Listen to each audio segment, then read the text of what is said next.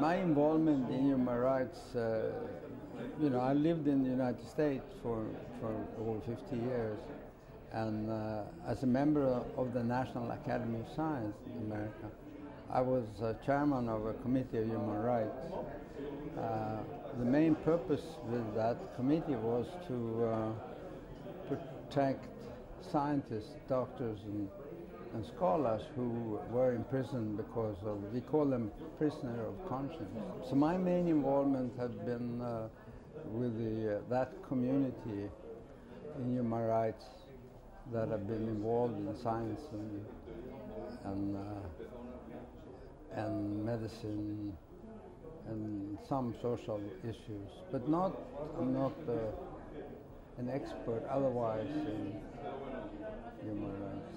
In all areas where you have war or some internal interruption like Darfur or in Gaza and Palestine, I have been involved in there somewhat, and also in other countries, Pakistan, Afghanistan, civilian, the rights of people have been violated flagrantly.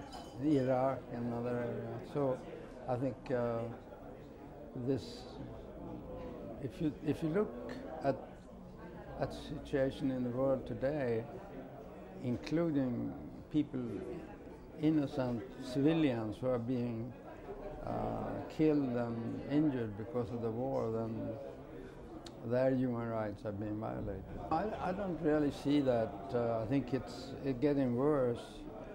The election of Netanyahu did not help. We saw in the paper just yesterday that he is Jerusalem has been segregated. East Jerusalem, which sort of been an Arab part of town, and the West Jerusalem is more Jewish. And now he's giving freedom for the Israelis to build freely in the East Jerusalem, which is a violation to the United Nations and very much against the advice of President Obama. And I have been involved trying to build bridges between using science for peace, as if so. A team of scientists from Israel and Palestine are cooperating in projects, but it's very frustrating. And the Gaza situation led to a moratorium, so there's no interactions now between scientists in the two countries, with Palestine and Israel. So I think I see no light at the end of the tunnel right now.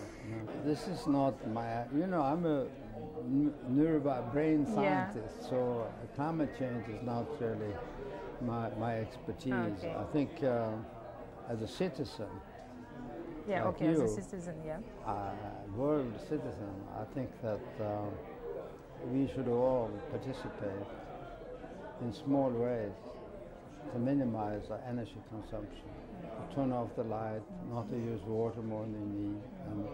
And try, I think that came up today in the discussion that, particularly from Ms. Shiva, that we should each of us produce some energy by either solar power or wind power, or you can sort of be a producer, not a consumer only.